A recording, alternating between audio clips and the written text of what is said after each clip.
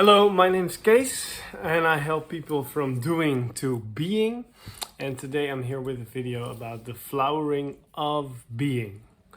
So, when you let go of that which you think you need to be, that which you think in some way that you need to be or achieve, or that needs to be your mission, or that is somehow meant for you, or all these thoughts, these ideas, these convictions, these limitations, these sort of must-dos or to-dos that we've put up for ourselves, that we've created for ourselves. When we let go of these, what we're left with is just pure being. It's just the being here doing what wants to be done, doing what flows through us, doing what is simple and natural for us, doing what is effortless, what effortlessly is, what makes us happy, what joyously makes us happy and makes us here. That is what naturally wants to be done by us. That is what naturally is already here for us, which we can cover with our ideas of what we must do today. All these sort of you could say it's an orientation. We could say it's an ego orientation, but it's an orientation where we orient ourselves towards our ideas. So we are steering ourselves day to day with our mind, right? That is disorientation. The ego orientation is, I think I'm gonna get a cup of tea. And then you walk, and you make the tea. The being orientation, which we'll talk about how that starts flowering in you, that being orientation is more, I feel the need for a cup of tea, or that would make me excited, and suddenly I stand up, I go to the water cooker, and I make some tea for myself. That is, even though it looks like a small difference, it's a huge difference, because with one of those, with the being oriented approach to the making a cup of tea, we're actually not doing that. We as an ego, or as an idea of ourselves, a sort of limited being, a sort of I'm just this shell, and I'm just this mind, and I need to defend myself, and I need to make sure I have this and that, and that side of ourselves is always trying to protect ourselves with some sort of action. It's trying to do a thing to survive. It's trying to create something or make something happen, because it's not enough by itself. It needs to sort of always be bigger. The ego wants to conquer the best spot in the universe, while the being already knows it is the universe, and it stops fighting with what is, because it intrinsically knows it is already free. Right? The ego is looking for freedom, or looking for spirituality, while the being is realizing it is already free. It is already pure spirit. So there's nothing to be done. And then what is happening through us, is that which aligns with us, which is there to be done for us. So that's a big difference. It's a huge difference. Because one is effortless, and the other one is mental effort expanded. Well, there's no mental effort, at least in being. Of course, there's sometimes some physical effort because the body does things, but it tends to expand a lot less energy because it's aligning, being is aligning with the flow of the body because it's flowing through the body. Just like it is flowing through the individuality or the mind, you could say, it's flowing through the mind, right? There are ideas that are coming up in the mind, just like the idea of tea, that's still there. But if we would act from an ego perspective, which an ego we could say as the limited part of the mind, right? The illusion of that we are this separate self with all its ideas about that self. That is actually when an idea comes up, okay, make a cup of tea, then it's immediately, it can force action from the body because it's scared of its survival. Because the ego is actually not there. It's a fake idea, so of course it's scared. It's scared shitless of its survival because it can't survive. It's not real.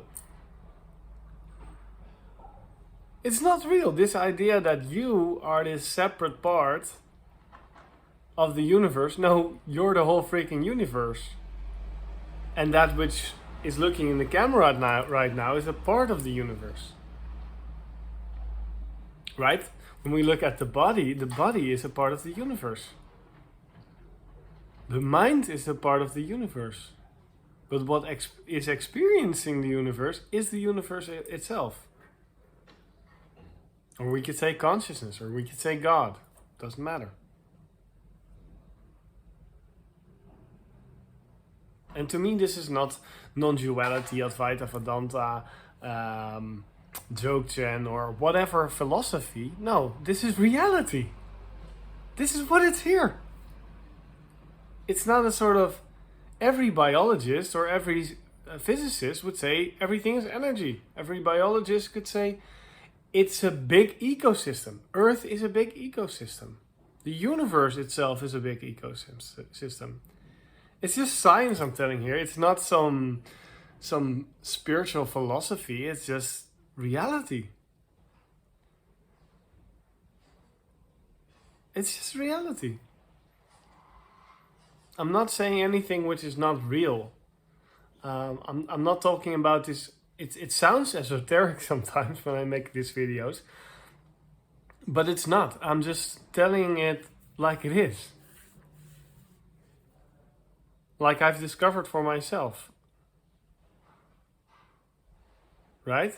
And that was just based on also some inspiration that I found, and also, in myself, some guidance I had in myself. From the bigger part of myself, I could say. The limited part got this guidance. Because the limited part was open to guidance. Was open and saying, I don't know. I'm being honest as the limited part of myself. My ego was at some point very honest. And it knew that it was not able to force what it wanted.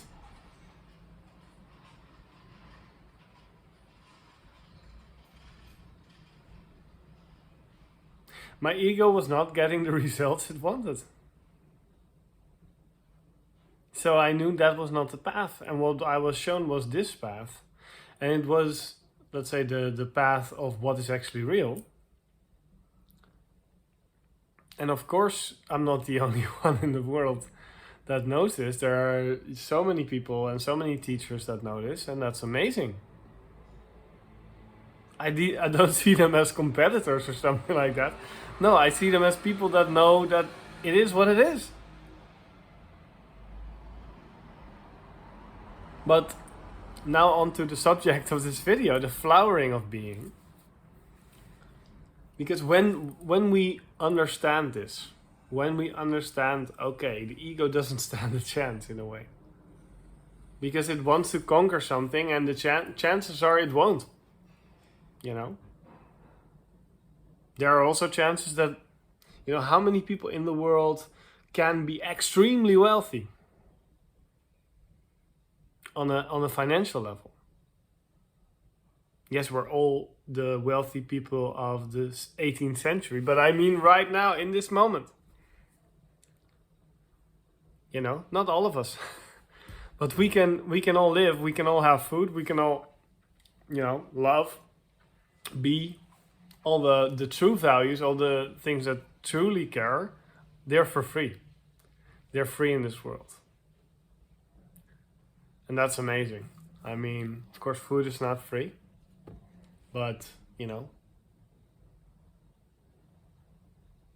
especially if you live in a good country where, you know, there's welfare and things like that, which is a very big privilege, of course. But back to the subject. Back to the subject.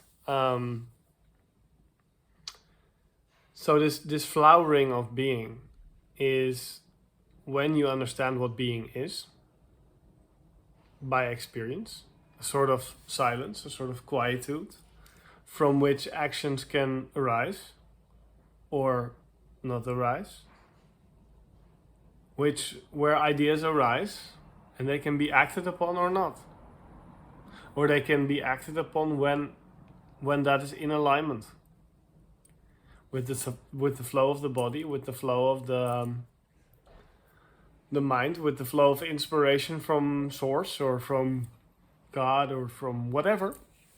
We don't know. We can say we know, but it's just a word. We don't know, right? You know, the fish in the water is looking for water. Where's water? It's everywhere, right? That's us looking for God, or looking for the universe, or looking for non-duality, or looking for energy. It's everywhere. So we just need to let it in. We've been keeping it out. That's the only thing. So when we understand this, for a moment, the being can flower.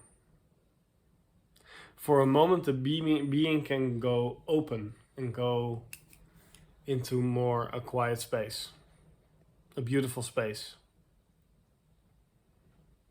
It can flower a little, and sometimes it can flower a lot in a moment. It could be a moment of meditation, could be a moment of a conversation, could be watching this video, it could be... At all these moments, we can open up, we can let go of our ideas, of our must-dos, our convictions. We can let them go. When we're being here, our being can flower, and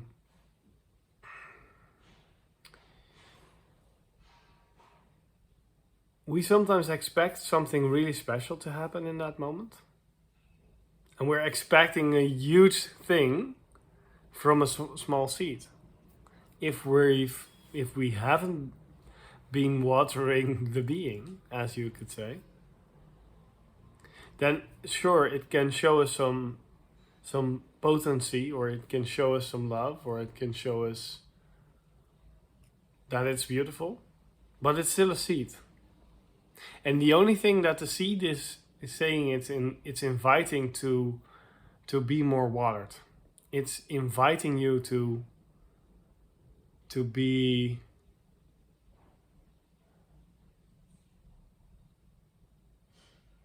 it's inviting you to be a little bit more, to be a little bit more accepting, to be a little bit more open, to be a little bit more relaxed. That's what it's inviting you to be.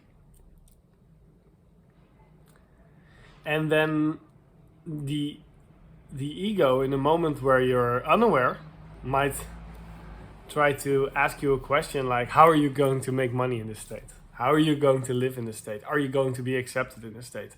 Are you going to be accepted if you let go? It's going to try to pull you back down. And it can be really successful sometimes, by pulling you down, and it can also strengthen itself by saying, well, that wasn't so, I mean, I had this spiritual experience right now, but it wasn't so special, or it's only for these special occasions. If I use these drugs, or I use, I don't know, I'm feeling really spiritual, or if I'm in this meditation, then I can be, you know, if I practice hard. If I practice. Oh my god. Oh, if I practice hard. I should practice my meditation more often, then I'll be Zen. No, that's not how it works. It's not about practicing. It's not about practicing. It's about... It's not about hard work at all. It's about stopping. It's about stopping this hard work. It's about letting go of that which is not natural for you. Right? And what the ego is actually, how it can pull you down, these questions are questions that you've believed in, and they are pointing at something for you to work on. If they can pull you down, that is because there is something down there. There is something that is trying to pull you down, and it's part of your identity. It's your belief in this limitation. It's your belief in this part of yourself that's not whole, that's not true, that's not real. That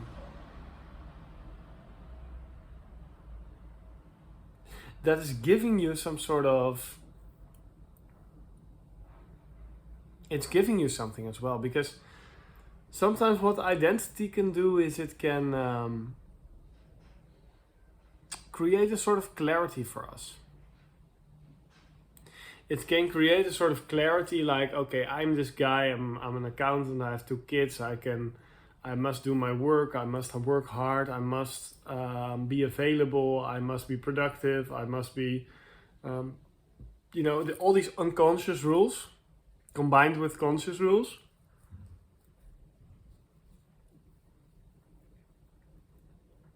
Can give us a lot of clarity, but it doesn't give us a life. It makes us cope with life.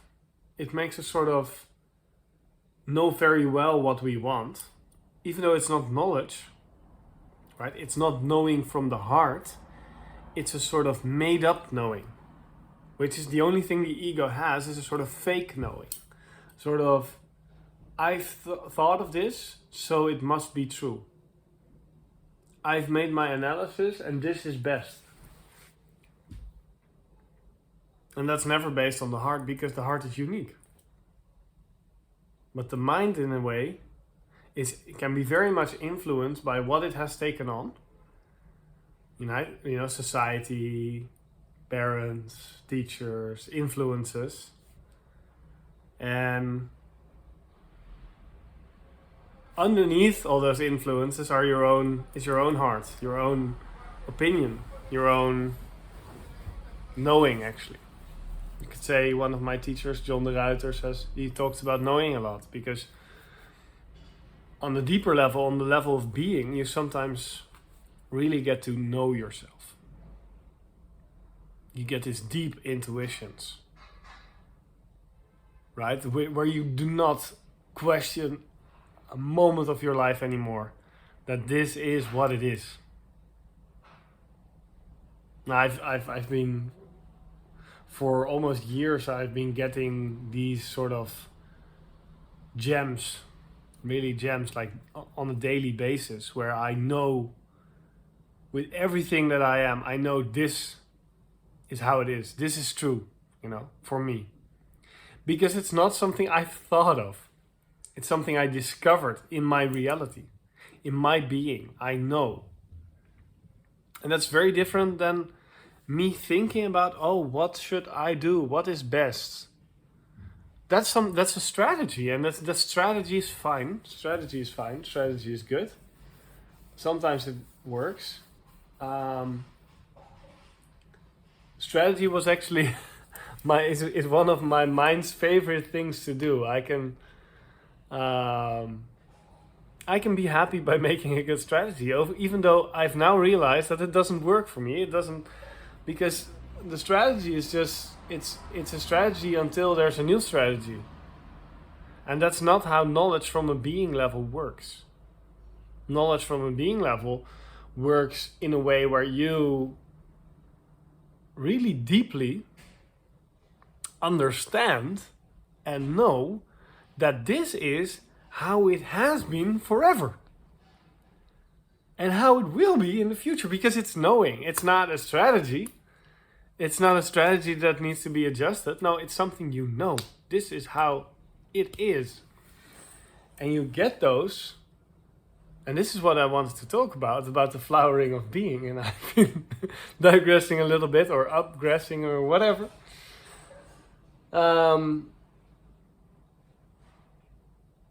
Is that once you try to live from this place of being, you try to chill a little bit more, you try to flow a little bit more, you try to relax a little bit more, you try to surrender a little bit more to what is, which is like holding on to a ledge, right? You're holding on, and you're like, I don't want to let go, I don't want to let go, it's so way good,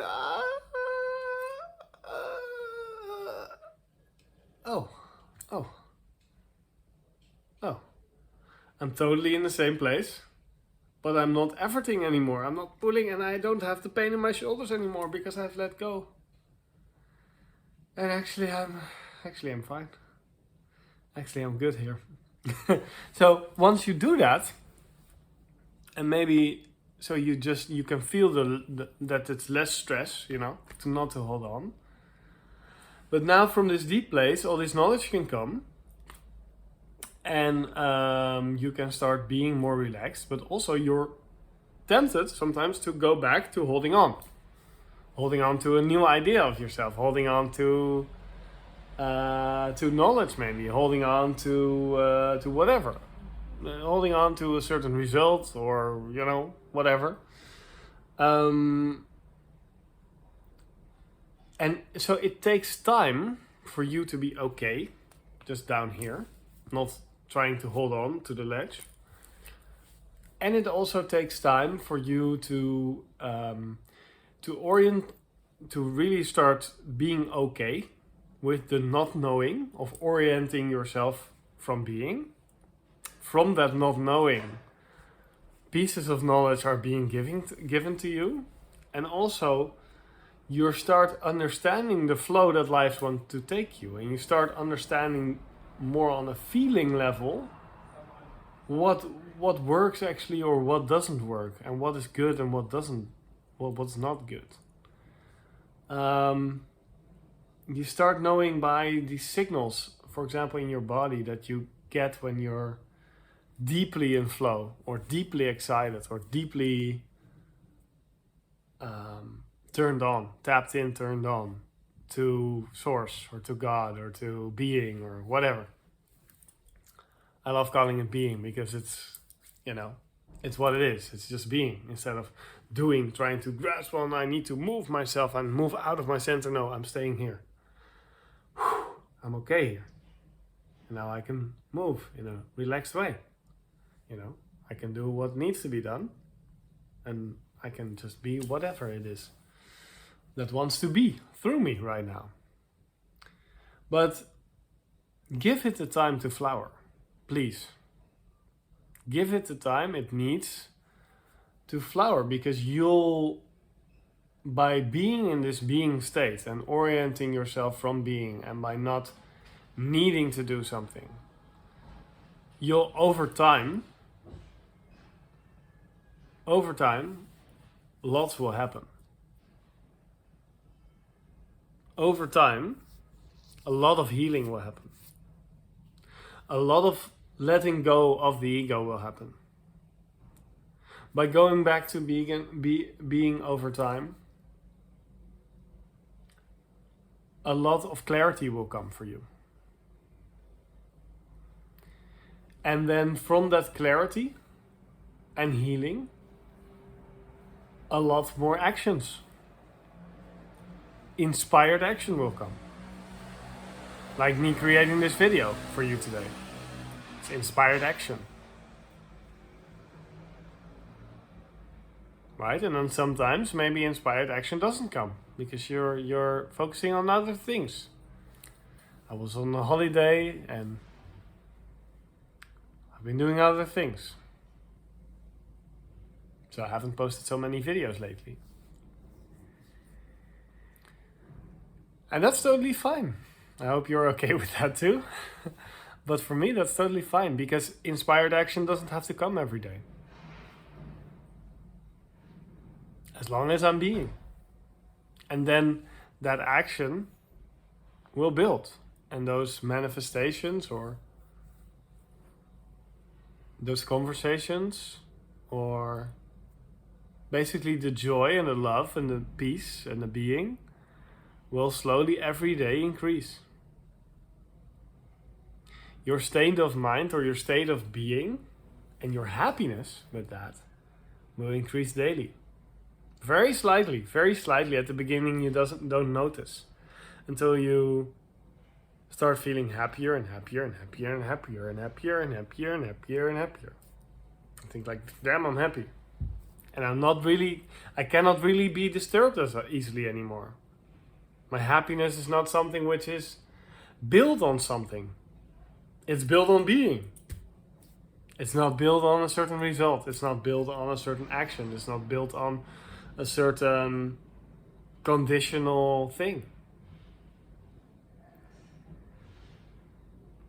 Over time, your being can build into a huge rose tree, rose bush, an enormous rose bush, or it can become a huge oak tree.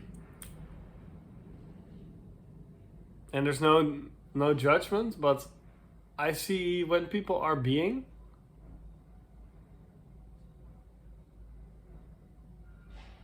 and they're basically aligning with their soul and with their source, and they're letting it all flow.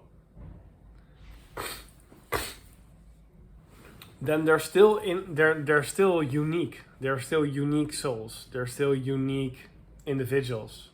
So that's why I make this distinction between the rose bush and the oak tree, or the squirrel and the elephant. You know, they're both being, and they're both very beautiful. Very beautiful. But they're very different. And this is what I see when people start being as well, that they're not being the same, right? What Jesus and Buddha and Mahavira and all these beautiful saints and teachers, what they wanted is not for you to be like them, but for you to be like they were doing, like they were being. They wanted you to be. And from there, the inspired actions and the stories which you've heard came from.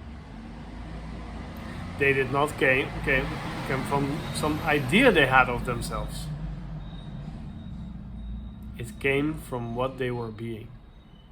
They were being God. They were being Source. They were being. And that's where all the magic really comes from. And that is actually all that is. Only we've created some sort of illusion for ourselves of a person that lives in a society that needs to survive and needs to do certain things to get approval, to get a salary, to get, all these things, where nothing is wrong with those things. Of course, there's nothing wrong with society or with what we would call a person, even though it doesn't exist. There's nothing wrong with all these concepts, but they're just concepts we've made up. Even money is not real. It's just digital numbers. Or it's paper we've really printed in a really cool way. And there's nothing wrong with all these things we've made up, or these illusions, or these concepts, because they're really helpful. I love that. I love money. Money's amazing. You know, I love all these, digital money is even cooler.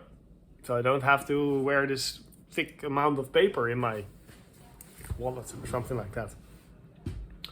So I love society. I love all these concepts. There's nothing wrong with all these concepts, of course.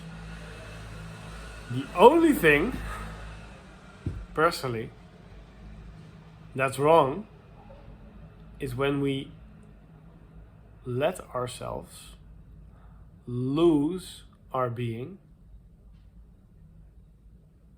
and conditionally go to the ego to get some sort of clarity, to get some sort of ideas, to get some sort of strategy, because we're afraid. We're afraid to survive because we've believed this concept of a limited life. Even though we're unlimited life, we believe in birth and death. But the birth and the death of our body is not our birth and death. We are life. And let that flower in you. Don't lose it. Because you can't. You can't lose it. But what you can do is go back to illusions and not let it flower. So give it water, give it time, give it peace. Surrender a little bit more to what is for you and to the flow of life. Align yourself with the flow of life.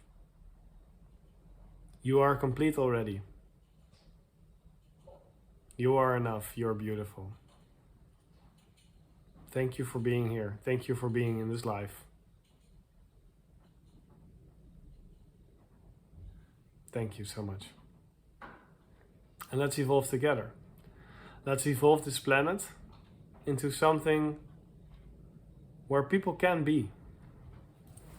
Where people are free. Where people can be relaxed. Where people can act from inspired being. Where people can be from love.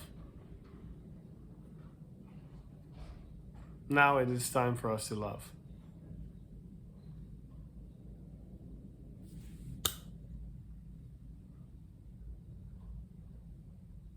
Love you. Have a great day. Bye-bye.